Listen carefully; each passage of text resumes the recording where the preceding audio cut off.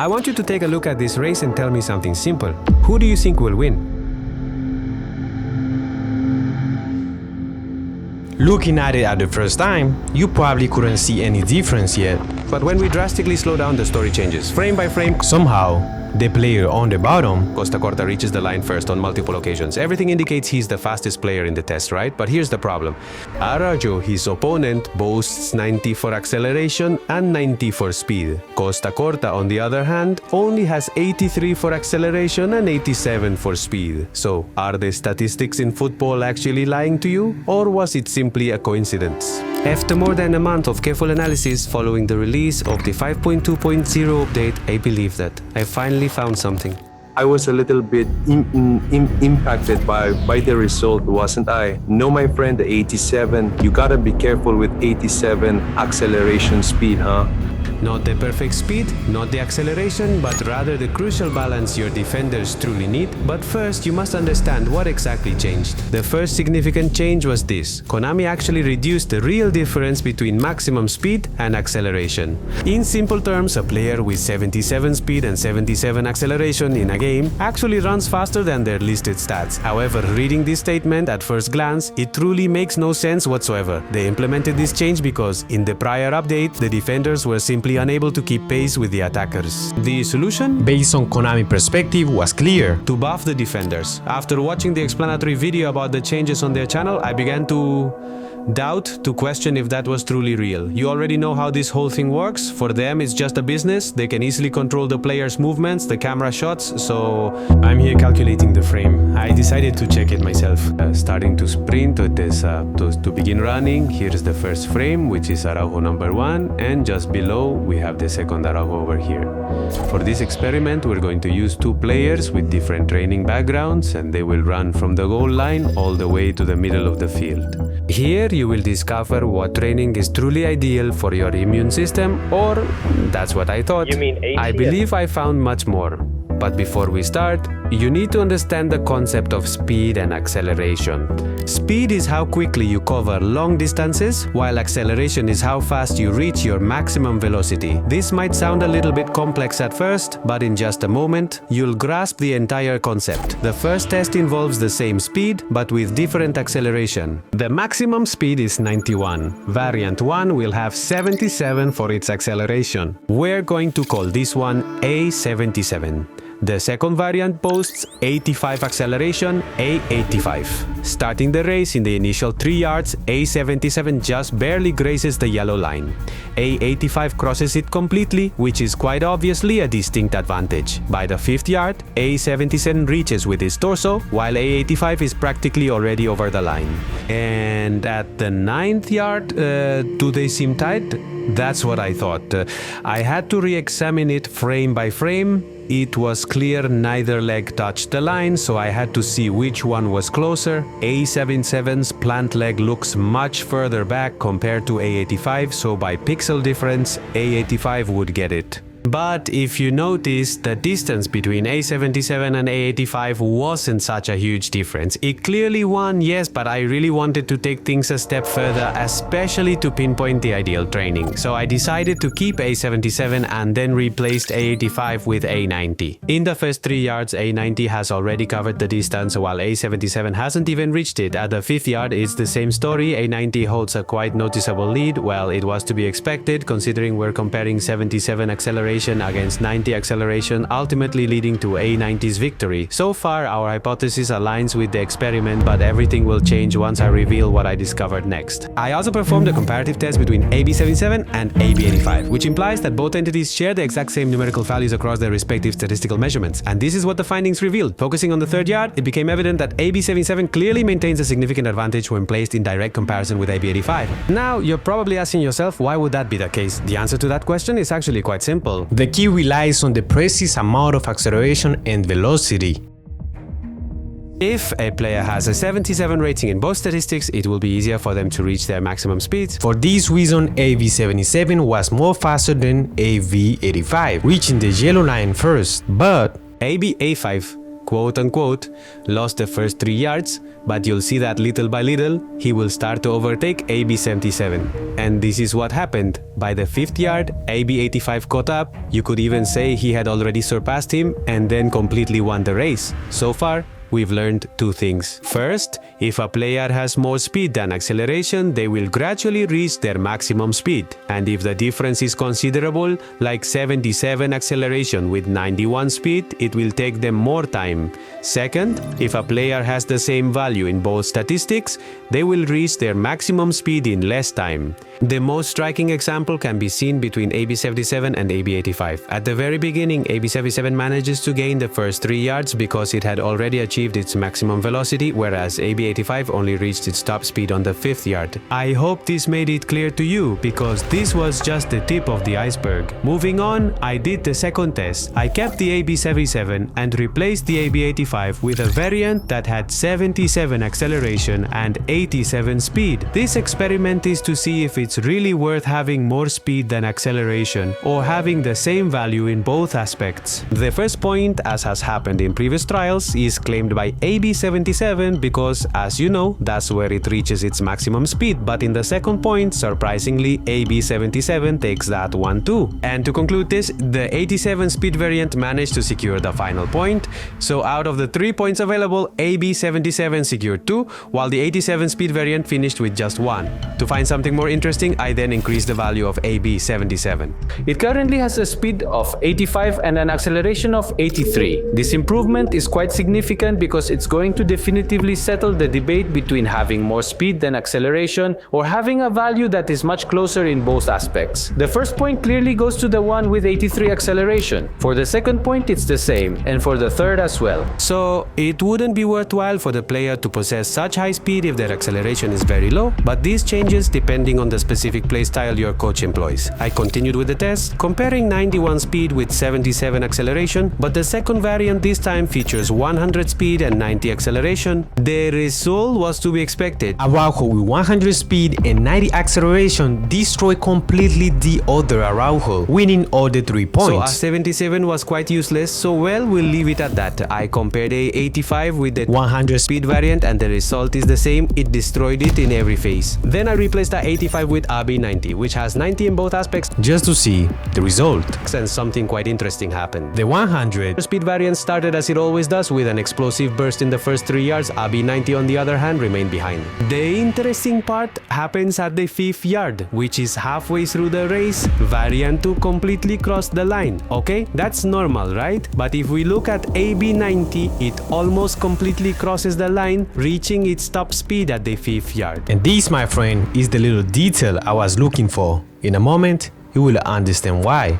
Then I went down from AB90 to AB85, meaning it has 85 in both stats. I compared it to variant 2 with 100 speed, and once again the same pattern repeats. Variant 2 wins, but just like with AB90, AB85, it almost completely crosses the line at the 5th yard once again. However, on the second line, AB85 was also able to cross the line. So yes, AB85 can do the same, and this reinforces my theory even more, because thanks to these last 2 tests, I was sure the range was between 85 and 90. Which means I was very close to find a possible answer. Suddenly, by pure chance, an idea occurred to me. If we add 85 and 90, we get 175. But if we divide that by 2, because we are looking for half, we'll get 87.5. In the game, statistics aren't shown as decimals, they're always whole numbers. It's impossible. Or maybe it is. I just needed a variant that would give me this specific result. I even went as far as comparing AB85 with AB90. For the first 2 points, they were very evenly matched, but once they passed the 5th yard, AB90 began to significantly increase its pace, ultimately reaching the finish line in first place. And finally, I'd like to present A85 B86 versus AB87. In the beginning, both of them reached the first point. The same thing happens with the second one, but for some reason, I85 B86 is more tilted forward, and to conclude, 86 speed won the second one, but at the end,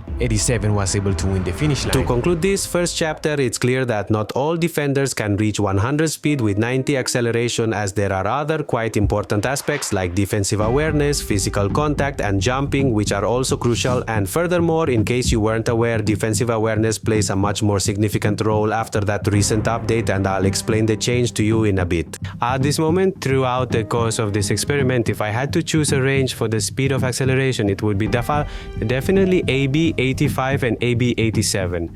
And I also understand that not everyone has the availability to get those players with exaggerated stats. In this case, you'd necessarily have to adjust the numbers for acceleration speed as closely as possible, taking into account the case of Costa Corta, for example, where he had 77 in both stats and didn't perform badly at all. And also remember that defenders won't be running all the time on the field. There will be times when they're jogging or stopping to change direction, and that obviously affects their acceleration. So far so good, right? We've done several speed tests and I've concluded that the range is between 85 and 87 in both aspects or similar, but there's still one secret I have to reveal. We're going to do the same thing, but the defenders will have to face the forward. You will see two examples where Mbappe will run with the ball and without the ball, since having the ball at his feet completely changes the animations and the speed of the player. Mbappe will make the first attempt against a 85B86. We see that at the 3rd yard, a 85B86 managed to touch the line while Mbappe without the ball follows him. If all that still confuses you, remember, if a player has 100 speed and 100 acceleration, yes, he's quite fast, but it will take him much longer to reach his maximum speed. But since Araujo has 86 speed and 85 acceleration, that's why it can be said he might be a little ahead of Mbappe in terms of reaching his top speed. Going back to the test, Mbappe with the ball is positioned further behind the line. If we continue to advance, we can see that yes, Mbappe without the ball begins to reach his maximum speed, or started to accelerate a little more, just barely overtaking Araujo, and Mbappe with the ball once again remains significantly further back. Ultimately, Mbappe ends up winning without the ball. Well, you see, it was pretty obvious because his numbers are maxed out in both of his statistics when compared to Araujo. I compared Mbappe against the AV87, yes. He won the first point, then Mbappe without the ball took the second point. But if you look closely, AB87 isn't that far behind, huh? And then, well, you know how the race ends, but I still couldn't find the previous result, which was 87.5, until, by pure chance, it occurred to me to choose the value of 88 for speed and 87 for acceleration. I went through the basic calculations and voila, the final figure is 87.5.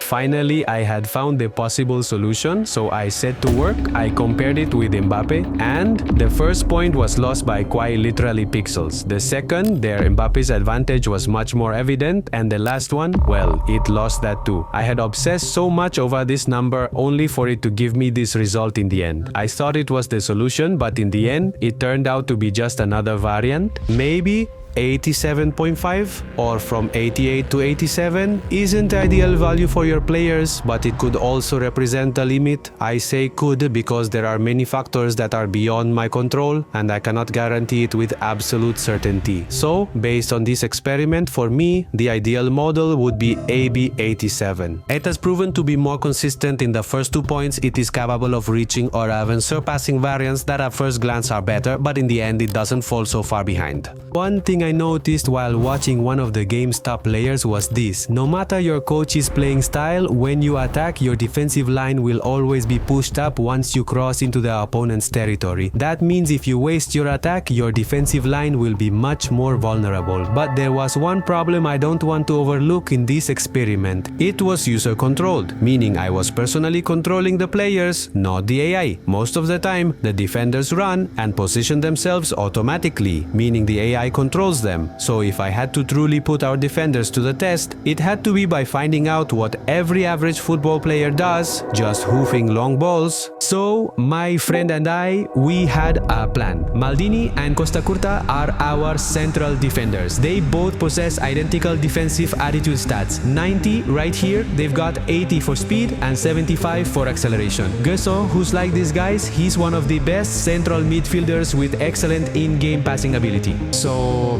your objective will be to deliver through balls to your forwards who are quite quick, like for instance that Varti, he's got 99 acceleration and I think speed. You're going to do it here, brother, right here. Because when people start, they like to make those lobbed passes here, alright? So, you're going to make about 5 to 10 filtered lobbed passes to see how it behaves. Well, in this case, it would be over there. Let's see. I'm not going to control the defenders, guys. I'm simply going to let them behave automatically, okay? In this first test, Costa Curta and Maldini had low acceleration because Konami's information database states that defensive attitude now holds greater importance. It now positions defenders more effectively and improves their marking against opposing forwards. Simply put, a defender doesn't have to be fast, but rather intelligent. Following, Costa Curta and Maldini were well positioned, honestly, despite having 75 acceleration and 80 speed plus 90 in defensive attitude. They surprised me, honestly. On certain occasions, obviously they won't win every race, since players, just as they can be well positioned, can also do the opposite. Then I only increased the speed to 90 to see what would happen. And as I confirmed the previous experiment, the same thing happened here. Costa Curta and Maldini weren't getting there in time, or they couldn't keep up with the forward's pace, because the difference between 75 and 90 in speed means it takes him longer to reach his top speed. But when both defenders have 90 in both stats, the difference was completely evident. They could easily keep pace with the forwards. By the way, if I didn't mention it, the forwards have 99 acceleration speed. Thuram's on a move. I can't control him. I'd say Thuram has arrived, huh guys? Look at this one. Let's see. Here. See? He fights for it here, controls it, and then he loses it.